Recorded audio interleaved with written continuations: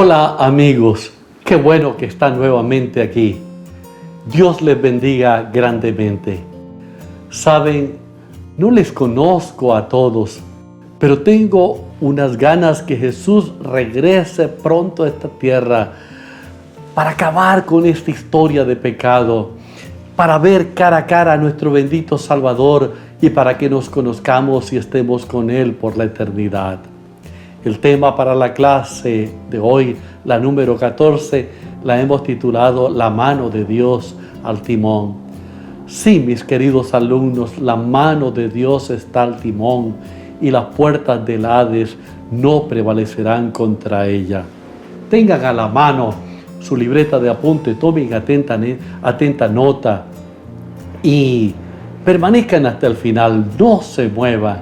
Compartan con este servidor en el chat sus inquietudes y sus impresiones.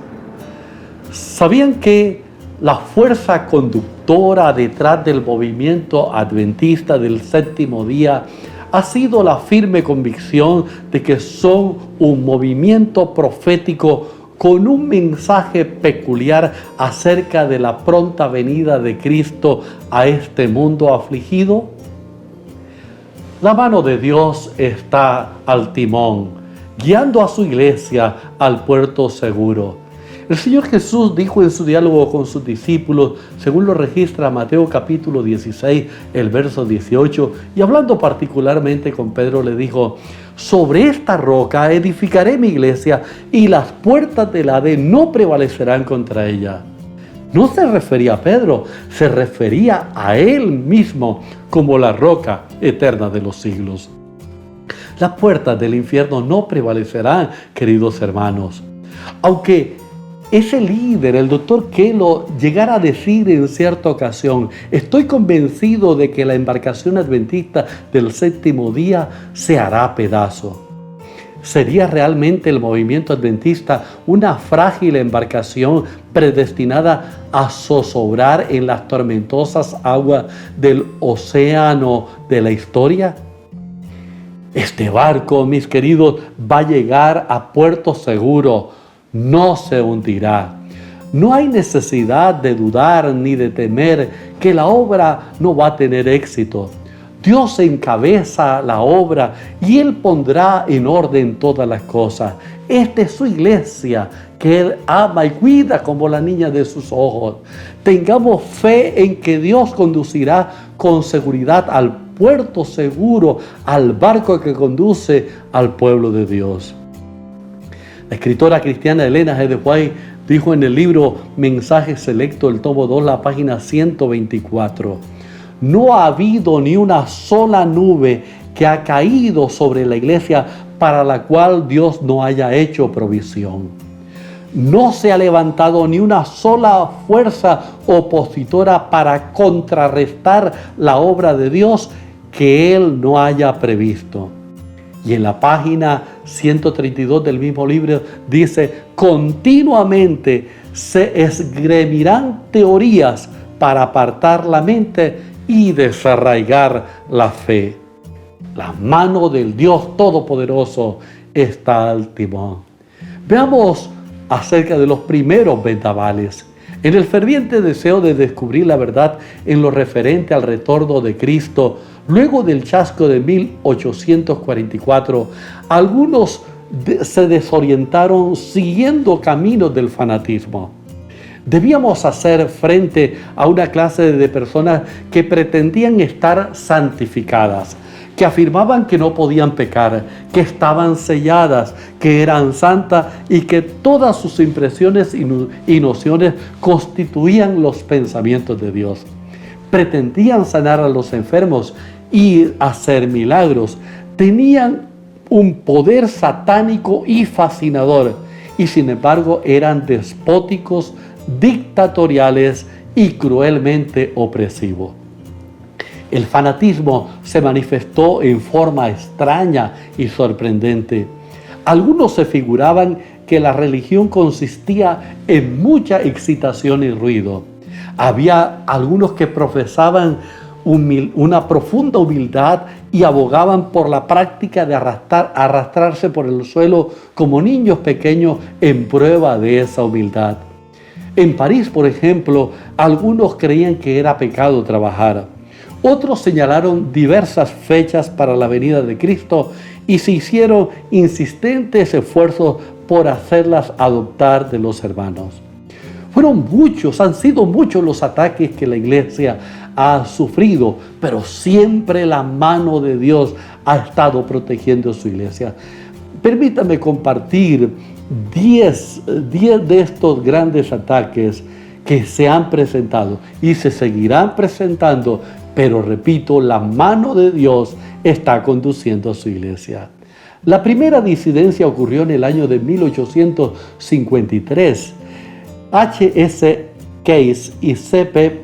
Russell, ministros adventistas descontentos de los consejos de que la señora White les enviara, se apartaron criticando al matrimonio White por exaltar los testimonios sobre la palabra de Dios. Aseveración esta no cierta. Denunciaron la existencia de errores y contradicciones en el espíritu de profecía, y al pastor White lo acusaron de verse apropiado indebidamente de ganancias de la venta de algunas Biblias.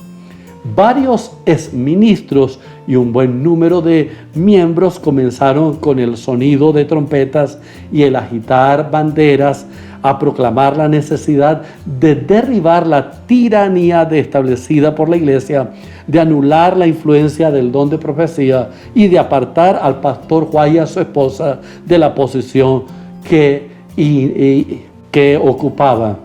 Iniciaron esto con la publicación de una revista. Aunque la tentativa fue un terrible fracaso, el espíritu que caracterizó esta rebelión ha acechado a la iglesia desde entonces hasta hoy, irrumpiendo de cuando en cuando y trayendo atraso a la obra. Explotó en Michigan, apareció también en Iowa bajo otro nombre y luego encontró un campo favorable en Missouri. Pero, ¿qué clase de gozo puede encontrar alguien en una causa cuyos orígenes se encuentran en los pantanos de la revuelta? Número 2. El grupo Marion. La disidencia en el estado de Iowa fue encabezada por B.F. Snow y W.H. Brinkhorn después del Congreso de la Asociación General celebrado en 1865. Ellos intentaron separar la asociación que dirigían y se oponían a la estructura orgánica de la iglesia. Cuestionaron la interpretación tradicional adventista en lo referente al mensaje de los 3 ángeles de Apocalipsis 14. Rechazaron la perpetuidad de la institución del sábado y proclamaron la teoría universalista según la cual todos los seres humanos serán salvos. Al difundir tales ideas, perdieron influencia y el movimiento que lideraba se debilitó rápidamente. Algunos de los disidentes, en el deseo de salvar su movimiento, formaron el grupo llamado Marion, el cual se oponía a las visiones de la señora White y proclamaba las virtudes del sistema eclesiástico congregacional. Este grupo más tarde dio origen a la iglesia llamada Iglesia de Dios del Séptimo Día, con sede en la ciudad de Denver, en el estado de Colorado. Hoy día, la Iglesia de Dios del Séptimo Día constituye una organización eclesiástica integrada por un reducido número de miembros que luchan por la supervivencia.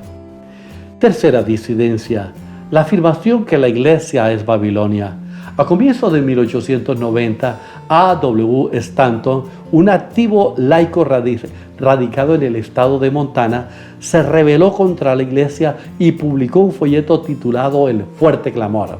Declaró vehementemente que los adventistas se habían desviado tanto de la fe que la iglesia se había transformado en Babilonia. Llegó el tiempo para que los fieles sinceros adventistas suspendan su apoyo financiero a la iglesia y acepten la solemne invitación apocalíptica: salid de ella, pueblo mío. Era la proclama que anunciaba Stanton. La señora White le escribió una carta a este laico: hermano mío, he sabido que usted pretende que la iglesia adventista del séptimo día es Babilonia y que todos los que quieren ser salvos deben salir de ella. No es el único a quien el diablo ha engañado en este asunto. Durante los últimos 40 años, un hombre tras otro se ha levantado pretendiendo que el Señor lo ha enviado con el mismo mensaje. Permítame que le diga, como le he dicho a ellos, que este mensaje que usted está proclamando es uno de los engaños satánicos destinados a crear confusión entre las iglesias. ¡Qué mensaje tan contundente y directo para esta persona! Cuarta disidencia, el movimiento de la carne santa. En 1899, en el estado de Indiana, irrumpió el movimiento conocido como Carne Santa. Este movimiento alcanzó mayor penetración que los anteriores y representó una amenaza a la unidad de la iglesia. La señora White reprobó el movimiento diciendo lo siguiente: he recibido instrucciones concernientes a las últimas experiencias de los hermanos de Indiana y a las enseñanzas que han dado a las iglesias. El enemigo ha estado obrando a través de estas prácticas y enseñanzas para descarriar a las almas. Quinta disidencia, la crisis panteísta. Esta fue la mayor tormenta o la tormenta de mayor magnitud que sacudió la nave adventista en el crucero profético.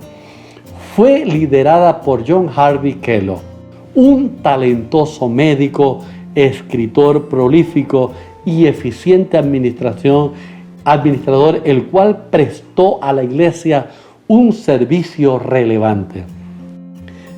El doctor Kellogg permitió que la simiente de rebelión plantada por Satanás germinara en su corazón, llevándolo a manchar su hoja de servicio y a luchar contra el mensaje donde él había estado. Dios, escribió Kellogg, es la explicación de la naturaleza que se manifiesta en medio de todos los objetos, movimientos y variados fenómenos del universo, y por medio de ellos. Kellogg estaba proclamando la filosofía panteísta. La filosofía panteísta y sus variantes es defendida hoy por diferentes corrientes del pensamiento religioso. Por ejemplo, en la India por el hinduismo, en la China por el confucianismo y el taoísmo. Entre los seguidores de Allsop y Anna Besant, esta filosofía toma el nombre de teosofía. Y entre los discípulos de Mary Baker Eddy, constituye la esencia de la ciencia cristiana. Destacados predicadores, respetados médicos y conocidos educadores adventistas, a pesar de las restricciones presentadas por los dirigentes de la iglesia y de las afirmaciones inequívocas del espíritu de profecía, aceptaron las enseñanzas panteístas del Dr. Kellogg, produciendo una crisis sin paralelo en la historia de la iglesia. Pero la mano de Dios, que está al timón, sacó a la iglesia de esta tormenta. Sexta disidencia, el movimiento rubenita. En el año 1916 fue un año muy tormentoso para la iglesia. Ese año se levantó en la iglesia la señora Margarita W. Rowan, quien pretendía poseer el don de profecía. Afirmaba que debía continuar la obra realizada por la mensajera de Dios. Habían transcurrido tan solo pocos meses de la muerte de la señora White y parecía natural que se esperaba la continuidad del don profético en la iglesia. Con astucia y fraude, la señora Rowe se esforzó por persuadir a los adventistas de la legitimidad de sus pretensiones. Anunció haber visto en visión la existencia de un documento en los archivos del linaje de White, que le señalaban como el instrumento escogido por la providencia para conducir una gran obra de reforma en los últimos días. La señora Rowe anunció que el fin del tiempo de gracia ocurriría el 6 de febrero de 1924 y que Jesús regresaría un año después. Aproximadamente unas 1000 personas aguardaron el cumplimiento de dicho anuncio. Al fracasar su predicción, se escondió por un tiempo y luego dijo que no había entendido cuánto tiempo tardaría Jesús en su viaje a la tierra. Algunos aceptaron las explicaciones de la señora Rowe, pero el doctor Fuller y otros, sin embargo, desengañados, denunciaron sus pretensiones proféticas y la acusaron de manipular deshonestamente miles de dólares enviados para promover las actividades del movimiento. Al movimiento rowenita le ocurrió lo que a la hierba, que en la mañana florece y crece, pero en la tarde es cortada y se seca. Séptima disidencia, el movimiento reformista. Joan Wigg, el 11 de enero de 1915, declaró haber recibido del Señor una visión anunciando que al comienzo de la primavera europea terminaría el tiempo de gracia. El rechazo de esta visión sería la comprobación inequívoca de que la iglesia había caído del favor divino. Wigg publicó su visión en un panfleto que fue distribuido entre pastores y miembros. Luego surgieron otros profetas en diferentes lugares que anunciaban visiones semejantes. Anunciaban que se aproximaba el tiempo de gracia y que la iglesia adventista estaba en proceso de apostasía. Se cumplió el tiempo del evento anunciado, pero no se materializó. Posteriormente señalaron al 10 de mayo de 1915 como nueva fecha para el fin del tiempo de gracia. Para esa misma época, de forma independiente en Alemania, L.R. Conradi, H.F. Schubert y P. Drisnas entregaron a las autoridades un documento que anunciaba la disposición de los adventistas a participar como combatientes en el conflicto armado. Estamos hablando de la época de la Primera Guerra Mundial. Esta declaración significaba evidentemente un lamentable desvío de la posición histórica defendida por la Iglesia. Pero note, fue una iniciativa que ellos tomaron, aparte, independiente, separado de la Iglesia. Los ataques contra la Iglesia no se hicieron esperar, se intensificaron con exacerbada vehemencia. Llegaron a acusar a la Iglesia de apóstata, ramera, Jezabel, Babilonia, morada de todo espíritu inmundo y otros crueles epítetos. El pastor Arthur Daniel extendió la mano de la reconciliación a los líderes del movimiento de reforma. El pastor Daniel era para ese entonces el presidente de la Asociación General.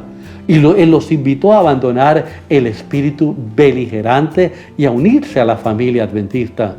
Sin embargo, el ruego del pastor no fue tomado en consideración. Podría decirse que los vocablos pacificación, reconciliación y unión habían sido suprimidos del diccionario reformista. Desde 1920 hasta esta parte, los congresos generales del movimiento de reforma han sido de acusaciones de naturaleza personal y de apasionadas contiendas entre grupos internos que se disputan el control del movimiento. Elena G. White dijo lo siguiente en Hechos de los Apóstoles, página 11. Por débil e imperfecta que parezca la iglesia, es el objeto al cual Dios dedica en un sentido especial su suprema consideración. Es el escenario de su gracia, en el cual se deleita en revelar su poder para transformar los corazones. Qué hermosa declaración y qué consideración tan maravillosa tiene Dios para su iglesia. Octava disidencia, Robert Brisbane. En 1955 escribió una monografía titulada El sello del Espíritu Santo. En ese trabajo, él refutaba el pensamiento adventista tradicional y defendía el argumento de que la erradicación de los pecados en el santuario celestial debe preceder al derramamiento de la lluvia tardía. Con mucha imaginación, el pastor Brisbane, él reformuló la interpretación referente a la purificación del santuario. Él asoció Levítico 16:30 con Daniel 8:14 e introdujo un nuevo tipo de perfeccionismo, una visión más reformada de la herejía de la carne santa. Esta nueva enseñanza, conocida como el llamado al santuario, fue usada como caballo de batalla en sus embestidas contra la iglesia. En la década de los 60 se trasladó a los Estados Unidos y obtuvo el apoyo financiero de varios adventistas influyentes, dispuestos a promover la enseñanza conocida como el llamado al santuario. Poco tiempo después, sus íntimos colaboradores se dieron cuenta de los métodos inescrupulosos que empleaba para sustentar sus argumentos. Las declaraciones de la señora White eran mutiladas o adulteradas en su significado o reproducido fuera de contexto, usándolas de esta manera fraudulentamente para defender sus ideas. Novena disidencia, Desmond Ford. El 27 de octubre de 1979, una inesperada turbulencia volvió a sacudir la embarcación que va rumbo a Sion. El doctor Desmond Ford, un profesor de teología del Colegio Avondale en Australia, pronunció una conferencia ante un grupo de intelectuales adventistas reunidos en el Colegio Adventista del Pacífico en California, Estados Unidos. En su conferencia desafió la validez bíblica de la doctrina del santuario, uno de los fundamentos de la estructura teológica adventista. La señora White había escrito previamente sobre la doctrina del santuario lo siguiente: se me han presentado como verdades nuevas teorías que no eran verdades y el Espíritu de Dios reveló su error. A medida que se presentaban los grandes pilares de la fe, el Espíritu les presentaba su testimonio y especialmente esto es cierto con respecto a las verdades del santuario. En el futuro surgirán engaños de toda clase y necesitamos terreno sólido para nuestros pies. El enemigo presentará falsas doctrinas, tales como la doctrina de que el santuario no existe. Satanás está luchando continuamente para sugerir suposiciones fantásticas con respecto al santuario, degradando las maravillosas imágenes de Dios y el ministerio de Cristo por nuestra salvación. Mis queridos, el santuario es una de las doctrinas fundamentales de la Iglesia Adventista del Séptimo Día. Es la doctrina propia de los adventistas en la cual se sostienen muchas de las otras doctrinas. Y finalmente, el movimiento de Walter Rea. Walter Rea, un pastor de la Iglesia Adventista en Long Beach, California, en una entrevista publicada en un diario de California, denunció a la señora White por haber violado en reiteradas ocasiones los derechos de autor. lo que se conoce como el copyright. Al copiar con tanta frecuencia los escritos de otros autores, afirmó Walter Rea, la señora White reveló la improcedencia de sus pretensiones. Él afirmó: sus escritos no proceden de Dios, son meramente un producto de la imaginación humana. Ya años anterior, en 1887, Dudley Marvin Cartwright había formulado esta misma acusación contra la mensajera de Dios, luego de haber renunciado al ministerio adventista. También en la crisis panteísta de 1907, John Harvey Kellogg y varios de sus asociados denunciaron esto en el adventismo. Posteriormente, en la década del 30, el mismo argumento fue invocado por Ballinger, otro exministro adventista. Al cuestionar la honestidad literaria de Ellen G. White, Ballinger intentó desprestigiarla, denunciando sus escritos como destituidos de autoridad profética. Mis queridos, la mano de Dios está al timón. Nuestro Padre Celestial tiene su mano colocado en el timón. Y esto es muy reconfortante. Se podrán levantar tempestades, conflictos, disidencias que pueden sacudir la estructura de la iglesia y provocar algunos temores e inseguridad, pero Dios está allí conduciendo firmemente su barco hasta el puerto seguro. El fragor de la tormenta amenaza a la embarcación de Sión, pero Dios está al timón.